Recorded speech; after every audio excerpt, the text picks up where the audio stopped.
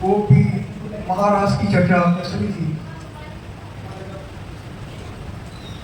ये जो भक्ति है ना, जितनी कथाएं हैं, चाहे राम कथा हो, कृष्ण जी की कथा हो, शिव जी की कथा हो, किसी भी पुराण की कथा हो, ये गंगा के समान है। राम कथा गंगा के समान है, कृष्ण की कथा गंगा के समान है। और गंगा कहां से निकली है? हिमालय से। कहां से निकली है? हिमालय। तो जिन्होंने ये कथा लिखी, जिन्होंने ये पुराण लिखे और जो व्यास गद्दी बनाई गई, चाहे तुलसीदास जी की कथा हो रामायण रामचरितमानस की, वाल्मीकि की कथा हो रामायण की, भागवत की कथा हो वेद व्यास जी की, लेकिन ये जो गद्दी का नाम है ना, वो व्यास रखा गया क्योंकि व्यास होता है एक गोले के इस कोने से उस कोने तक की दूरी कहलाती है व्यास। आत्मा को परमात्मा से जो मिलाती है रेखा, वो है व्यास। इसलिए इस गद्दी का नाम है व्यास। और ये गद्दी है हिमालय की तरफ। हिमालय से गंगा निकली है और यहां से कथा की गंगा बहती है और उसको जो स्वर देकर बहाते हैं आसपास जो बैठे हैं, ये भी गंगा ही है। चाहे शिवाजी हो चाहे गौरी शंकर जी हो, तो बीच में हिमालय और दोनों तरफ यमुना गंगा को मैं प्रणाम करता हूं। और उसके बाद ये जो गोपी गीत और ये बताया, गो का संस्कृत में अर्थ होता है इंद्रिय। हमारी जो इंद्रियां है ना शरीर में, कर्मेंद्रियां, ज्ञानेंद्रियां, इनको भगवान से जोड़ना ही महारास है। एक लाइन में अगर आप समझो तो भगवान तो अब है नहीं, भाई भगवान तो अदृश्य है, सबको दर्शन देते क्या भगवान? भगवान के तो हम इस रूप में दर्शन कर लेते हैं। अब भगवान के प्रत्यक्ष दर्शन करना तो कोई कोई के पुण्य का फल हो सकता है, लेकिन उनका नाम यहां है।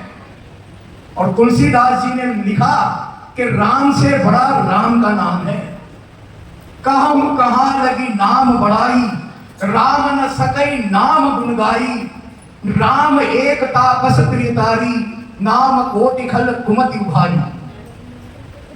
क्या लिखा तुलसीदास जी ने? लिखा राम नाम या भगवान के किसी भी नाम की इतनी महिमा है कि राम भी नहीं गा सकते उसकी महिमा।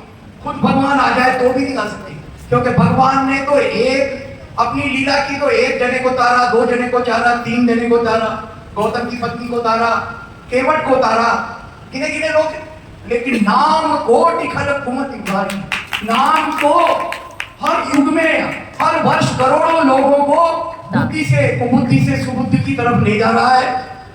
तो यह है नाम की बड़ाई। और उस नाम के पीछे यदि आप अपनी 10 इंद्रियां लगा दो तो यही महाराज है। वाल्मीकि ने कहा ना, भगवान राम ने जब पूछा मैं कहां रहूं, तो वाल्मीकि ने क्या कहा? एक कथा लिखने वाला व्यक्ति जिसने राम के प्रागट्य के पहले वाल्मीकि रामायण लिखी, एक भगवान शिव जिन्होंने बहुत पहले पार्वती को राम कथा सुना थी, उनसे ज्यादा और कौन बता सकता है? तो वाल्मीकि ने कहा जिनके सिर आपको हमेशा नमन करते हैं, जिसका मुंह हमेशा आपका नाम लेता है, कान हमेशा आपका नाम सुनते हैं, चरण आपके दर्शनों को जाते हैं, पेट सदैव आपका ही उच्छिष्ट भोजन करता है, आपका ही प्रसाद ग्रहण करता है, मन सदैव आप में रमा रहता है, बुद्धि सदैव आपका चिंतन करती है, वहां आप रहो। और ऐसा यदि हम करते हैं तो हम क्या हो जाते हैं? गोपी बन जाते हैं। हर व्यक्ति गोपी बन जाता है क्योंकि उसकी गो यानी जो 10 इंद्रियां हैं वो भगवान से जुड़ जाती है। ये नाम का महत्व है, ये राम के नाम का महत्व है। और नाम का गुणगान क्या है? ये कथा सुनना भी नाम का गुणगान है। आप भगवान के मंदिर में आते हो, ये भी नाम का गुणगान है। आप भजन करते हो, ये भी नाम का गुणगान है। आप माला जपते हो, ये भी नाम का गुणगान है। आप रामलीला देखते हो, ये भी नाम का गुणगान है। आप कहीं भजन सुनते हो, ये भी नाम का गुणगान है। सुंदरकांड करते हो, ये भी नाम का गुणगान है। तो भगवान का नाम का गुणगान करना भगवान के से मिलने से भी ज्यादा है।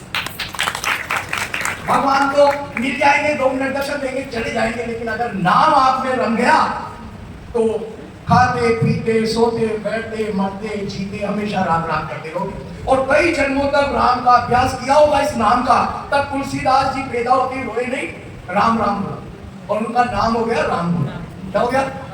कोई बच्चा बोल सकता है क्या राम राम? एक ही बच्चा बोला है दुनिया में आज तक जिसने पैदा होते रोया नहीं, राम राम किया। हालांकि सब डर गए, वो दाई माई भी डर गई, ये क्या है, फिर राम राम कैसे बोल कोई बच्चा पैदा होकर बोल रहा है, बोलना तो बच्चा 6-7 महीने बाद भी नहीं सीखता राम बोलना। तो ये अब मैं आपको एक बात बताता हूँ, कैसे भगवान के पास यदि आप 10 इंद्रियां लगाओगे तो उसका फल मिलेगा। भगवान के द्वार पर या संत के द्वार पर एक ही बात है, संत वो नहीं है जो केसरिया कपड़े पहनता है, संत वो नहीं है जो महामंडलेश्वर बन जाता है, संत वो नहीं है जो बड़ा त्रिकुंड लगाता है, बड़ी जटाएं बढ़ा देता है, जाके नगहरु जटा विशाला तेज आपस करे, ऐसे लोग संत नहीं है। संत वो है जिसका हृदय नवनीत के समान हो, मक्खन के समान हो, वो संत है जो हर व्यक्ति पर दया करता है, जो दूसरे की जेब बैठता है, दूसरे को मुंह बनाता है, वो संत। तो संत मिलन को जाइए या भगवंत मिलन को जाइए, तजी माया और मान, एक एक पग ऐसे बड़े 100 यज्ञ समान। यदि आप मान और क्या क्या बोला मैंने, माया और मान छोड़कर भगवान का नाम लेंगे, भगवान के दर्शन करेंगे, भगवान की कथा सुनेंगे, तो एक एक कदम जब आप घर से चलते हो ना, तो एक एक कदम एक यज्ञ के बराबर हो जाता है। अब आपने कहा कि इनको माइक दे दिया तो बहुत ही बड़ी बात कर रहे हैं, मैंने लिखा ये शास्त्र कहते हैं, ये शास्त्र कहते हैं, मैं नहीं कह रहा। यदि आप जाते हैं, मान छोड़ना पड़ेगा। ऐसा नहीं कि हम कथा में जाए, मंदिर पे जाए, बहुत से लोग मंदिर पे जाते हैं ना, कथा में जाते हैं, वहां भी अपेक्षा करते हैं कि पंडित जी मेरे को माला पहना है, क्योंकि मैं बड़ा आदमी हूँ, यहाँ दान करता हूँ, हर महीने इतने रुपए देता हूँ, इतनी मालाएं चलाता हूँ। बहुत से कथा में आते हैं, वो भी ये सोचते हैं, उनका ध्यान कथा में नहीं रहता, उनका इसमें रहता है कब व्यास जी मुझे बुलाएंगे और मैं माला पहनूंगा और दुपट्टा डालूंगा। तो ये है मान। और माया क्या है, गोदावरी में बहुत से दर्शन करने आते हैं, बहुत लोग, किसी की माँ, किसी की बहन, किसी की पत्नी बहुत कमजोर हो, चल नहीं सकती, वो बात है। लेकिन मैं क्या है, जहाँ जाता हूँ ये बातें नोट करता रहता हूँ, वहाँ कुछ लोग ऐसे रहते हैं, बहुत बड़ी कार लेके आते हैं, फिर गेट पे हॉर्न देते हैं, सबकी कारें बाहर खड़ी रहती है, लेकिन वो वीआईपी है ना भाई, माया है उनके पास, कार को पूरा अंदर ले जाते हैं, फिर हनुमान जी के चबूतरे के पास खड़ी करके फिर निकलेंगे, 5,000 के जूते पहले झाँक करेंगे, सब उनके जूते देखें, ये है माया। ठीक है, तो माया और मान दोनों छोड़ने पड़ते हैं। भगवान की कथा में आओ तो यदि नीचे भी जगह मिले तो पहले वो ढूंढो, वहां बैठ जाओ, ज्यादा बढ़िया। भगवान का नाम लेने जाओ मंदिर पे, जरूरी नहीं है आपका मान हो, आपकी माया हो, जो भी है, आप जैसे भी हो, सहज रूप से सहज वाणी सेवक सुखदाय भगवान, इसने कहा है सीता जी ने, बाबा उस सूरत कर सहज वाणी सेवक। जब भगवान ही सहज वाणी है तो वो आप जो सहज नहीं बन के जाओगे तो आपकी तरफ थोड़ी देख करोगे, वो तो खुद ही सहज। अब मैं एक कथा से आपको वो बात बताता हूँ, यज्ञ का फल कैसे मिलता है। पांडवों का नाम सुना है? उनके बड़े भाई कौन थे? कौन थे? जोर से बोलो ना। युधिष्ठिर, उनको नाम उपाधि थी धर्मराज। वो जब राजा बने, मतलब कौरव पांडव के युद्ध के बाद ही उनको एक निर्जन प्रदेश दे दिया था कि वहां उन्होंने राजस्थान, तो उन्होंने राजसूय यज्ञ किया। कैसा यज्ञ किया? और वहां पंडित, बड़े सिद्ध पंडित आए, उन्होंने 1 घंटा बांध दिया। उन्होंने कहा इस यज्ञ की सफलता इसमें है कि पूर्णाहुति करते ही 1 घंटा बच जाएगा। मैंने तो ऐसे सिद्ध पुरुष लेते थे, मैंने भी देखे पंडित वहाँ छपड़ा में गणेश जी की स्थापना करी। पंडित जी ने कहा कि गणेश जी की जब मैं पट्टी खोलूंगा तो सामने कांच रखना। हमारे एडीओ साहब ने कांच सामने रखा, जैसी पट्टी खोली 3 जगह से तड़ गया कांच। ये मैंने देखा, आज भी ऐसे लोग तो ऐसे सुनते। अब जब वो राजसूय यज्ञ पूरा हुआ और पूर्णाहुति कर दी, घंटा नहीं, और युधिष्ठिर सब जाके कृष्ण भगवान भी बैठे थे। कृष्ण भगवान ने कहा पंडित जी, अब और तो कैसे बोले आचार्य जी सामने, कृष्ण भगवान तो बोल जाते। उन्होंने कहा पंडित जी बजा दी कट्टा। उन्होंने कहा इसका मतलब यह है, यज्ञ का ये नियम होता है कि यज्ञ में आने वाले व्यक्ति जहां जहां तक बैठे हो, जहां जहां तक ठहरे हो, यज्ञ की आहुति की सुगंध जहां जहां तक जा रही हो, यज्ञ का प्रचार जहां जहां तक किया हो, कोई भूखा गिरने न चाहिए। उन्होंने कहा इसका मतलब कोई भूखा रह गए, ढूंढो। और ढूंढने गए, वो तो राजा फटाफट लोग, उन्होंने ढूंढा। 2 घंटे बाद आ गए कि साहब एक महाराज वहां बैठे, एक वो भूखे 5 पांडव दौड़े रथ में बैठ के फटाफट गए। उन्होंने कहा महाराज आप भूखे हो? हाँ मैं तो भूखा ही। तब भी घंटा नहीं। उन्होंने कहा यज्ञ का आपको निमंत्रण नहीं मिला कि नहीं मिला है? तो आप नहीं बता रहे कि हाँ मैं नहीं आया, क्योंकि यहाँ तो हमने भोजन बटाने की भी व्यवस्था की थी, दूर दूर तक आपके पास भोजन आया होगा। मैंने नहीं किया, तुम्हारा भोजन हो रखा। उन्होंने कहा क्यों नहीं किया आपने? कि मुझे 100 यज्ञ का फल दो, तब मैं भोजन करूंगा। अब युधिष्ठिर सब देखने लगे एक दूसरे की तरफ, पांचों भाई। एक तो यज्ञ किया, ये 100 का फल मांग रहा है, सबको कहां से? कहा महाराज हमने तो एक ही यज्ञ किया है, 100 का फल कहां से लाएंगे? नहीं, ये तो कोई बात नहीं, मैं तो भोजन नहीं करूंगा। अब भोजन नहीं करे, यज्ञ सफल नहीं हो, और यज्ञ सफल नहीं हो तो घंटा नहीं बजे, और घंटा नहीं बजे तो उनकी आत्मा को छेड़ी है। कोई आदमी कोई काम कर दे और वो सफल नहीं हो, और राजा का काम सफल नहीं हो, वो तो व्यतीत, पंडित भी व्यतीत, सब व्यतीत, सारे साधु महात्मा भी व्यतीत।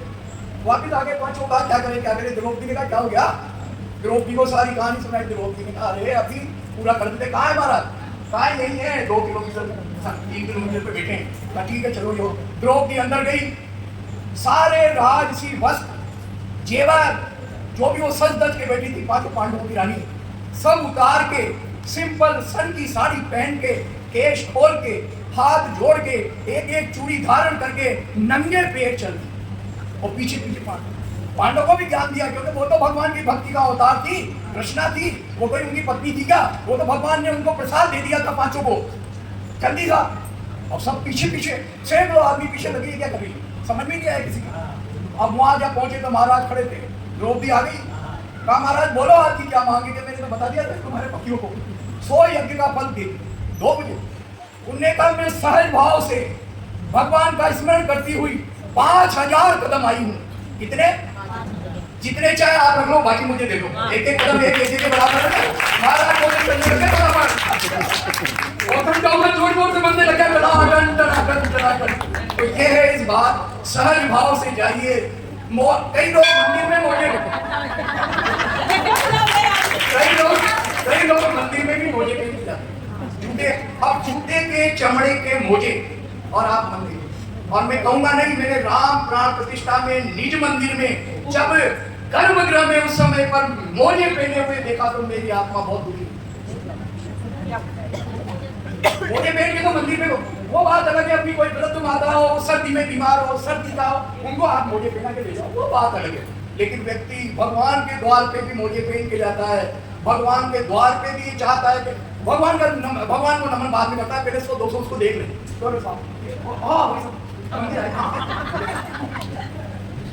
तो इसलिए एक एक यज्ञ के समान है भगवान के नाम को स्मरण करने के लिए। यदि आप तजी माया और मान आते हो, भले ही आपके पास कार हो, भले ही आपके पास कुछ हो, संभव हो तो पैदल जाओ, संभव हो तो सबसे छोटी सवारी लेके जाओ और उसको द्वार पे उतारो, कुछ तो पैदल चलो। और जब से मंदिर के लिए निकलो तब से भगवान का नाम लेते हुए निकलो, जब तक वापिस नहीं आ जाओ भगवान का नाम लेते रहो। फिर आप देखो आपको यज्ञ का फल मिलता है कि नहीं मिलता, कोई नहीं रोक सकता। बोल शंकर भगवान।